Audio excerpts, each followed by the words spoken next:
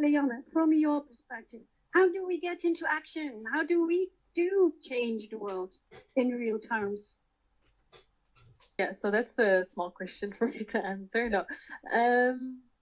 Yeah, so Clim-Eat is a really young organization. We started in January, but before that, I was also part of the CGR research program in agriculture, food security, and climate change. So I'm also bringing some of that experience, but most of our work is on a global policy level. So the big UNFCCC conferences, UN Food System Summit, those kind of policy spaces. And I think for me, for the past year, the key takeaway has been like also listening today.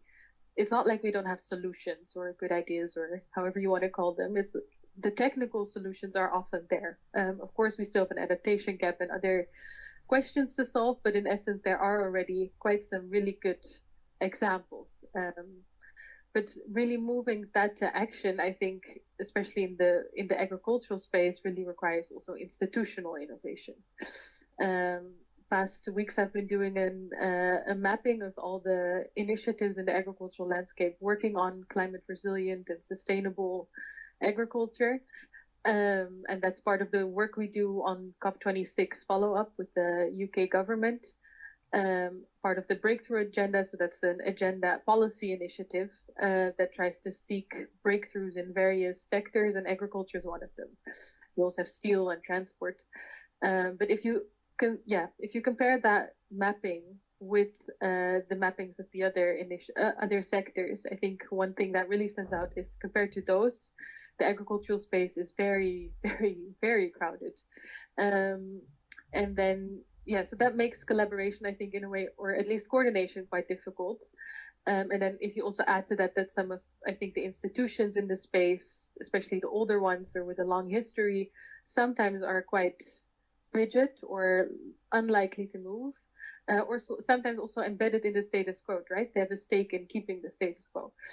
But then the diversity also gives an opportunity for collaboration. But to really get that going, I think we need to get the incentives right, and that's incentives for farmers, consumers, also policymakers, all these organizations. But I think on a higher level, we need to have incentives in our policy frameworks, in our research agendas that kind of inspire bold action, that kind of promote it, that also give priority to bold action, even if it may fail. And also frameworks that allow for critical and humble self-reflection on how our own organizations, we ourselves as individuals, are maybe really doing all the best we can, but also in a way maybe still uphold the current system. So really thinking about, okay, what is my role as an individual, as an organization in that? And I think Clim-Eat is trying to do that, to be very critical ourselves, also about the system in general, really getting bold partnerships in place, speaking to people who might not usually speak together, might also not usually talk to each other, like convening them. And also, be critical about ourselves and, not shy away from challenging the system and ourselves in that. So that's my 2 cents. That's a bit more than 2 cents, but you're throwing the ball back to all of us. You say that actually what is needed is the incentives, for the knowledge agendas, for the policymakers, for the investors. So we're back to zero. Can you be? Our policymaker was talking about creating a movement. And how do you see the way Clim-Eat is maneuvering in international circles? How do you see this movement really taking off?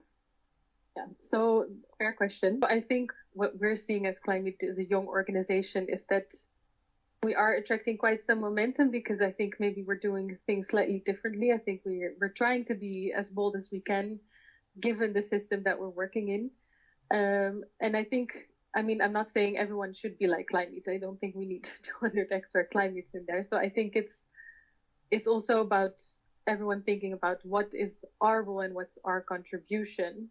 And also not shying away from transforming ourselves, right? So doing things differently, and it doesn't have to be completely changing your whole organization or strategy or how you work, but embedding that rethinking and that reflection in your projects, in your work, and talking about failures and the things that don't work openly as well.